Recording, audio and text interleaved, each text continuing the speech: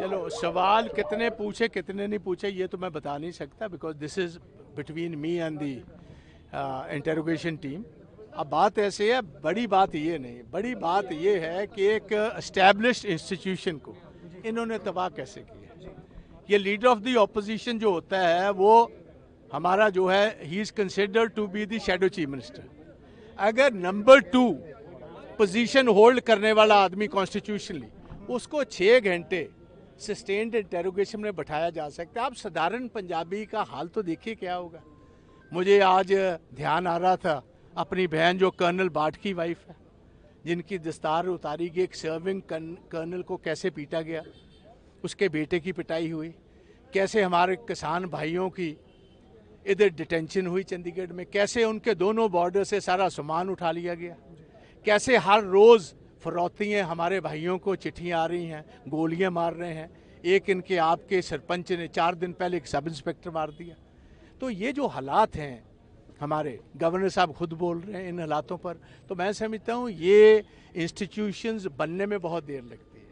मान साहब ने वो काम किया जब हम गाँव में सबसे बुजुर्ग व्यक्ति को गाँव की दस्तार को हाथ डालते हैं, तो आपसे रिश्तेदारी ना भी हो, उनके बेटे बेटियां रिश्तेदार तो इकट्ठे होते हैं, सारा गांव इकट्ठा हो जाता है।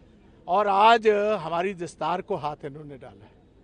प्रताप सिंह बाजवा नाचीज़ है, वो कोई चीज़ नहीं, मगर ये इंस्टीट्यूशन बहुत बड़ा था जिसको इन्होंने बिल्कुल ही डिस्ट्रॉय करने की कोशिश की। और मैं समझता हूँ इसकी बड़ी कीमत आम आदमी को और भगवंत को आते टाइम में झेलनी पड़ेगी। प्रोटेस्ट करके उन्होंने कहा कि बाजवा साहब का आतंकवादियों के साथ हाथ मिला रखा है, पाकिस्तान के साथ रिश्ता है। ये नहीं, आप मुझे मेरी सुनिए भैया, ये इनको 3 साल के बाद याद आया। ऐसे चार्जेस मेरे पर तो पिछले 40 साल से लगते आ रहे हैं और बेतुक्का हैं। जो आदमी में लीडरशिप क्वालिटीज़ हैं, जो देश के लिए लड़ता है, जो सूबे के लिए लड़ता है, उसके पर ऐसे चार्जेस जब आप बढ़ते होते हो, कहते हैं ना बादे मुखालिफ से ना घबराए अकाब, ये तो चलती है तुझे ऊंचा उड़ाने के लिए। तो ये जो अपोजिंग विंड्स हैं वो हमें रोकने की कोशिश कर रही हैं, मगर भगवान की मेहर चाहिए।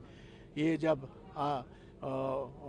जो है ईगल जो होता है वो आसमान चीरता हुआ ऊपर निकल जाता है। सो हमारी कांग्रेस आज आसमान चीरती हुई ऊपर निकली है और आते टाइम में समूचा पंजाब, और मैं इसमें हमारी ऑपोजिशन जमाते आपके अलावा उनकी सारी लीडरशिप का भी थैंक्स करना चाहूँगा।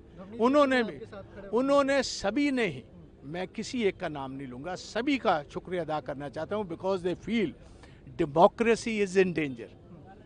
ये सबसे बड़ी बात है, उन सभी ने ये महसूस किया है। अगर बाजवा साहब को हाथ डाला जा सकता भाई, फिर किसी को भी डाला जा। जिस समय आपसे पूछताछ हो रही थी, ईडी ने चार्जशीट में राहुल गांधी और सोनिया गांधी का नाम लिखा और प्रॉपर्टीज भी अटैच।